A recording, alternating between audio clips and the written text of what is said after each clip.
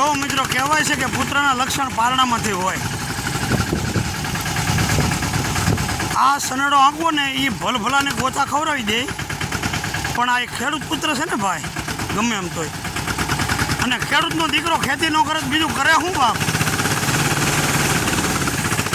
એટલે આ ખેડૂતનો દીકરો નાનો એવો અમારો સમીર સનેડાની રમઝટ બોલાવે અને મને 45 વર્ષે સનેડો આંકતા આવડતું નથી ભાઈ.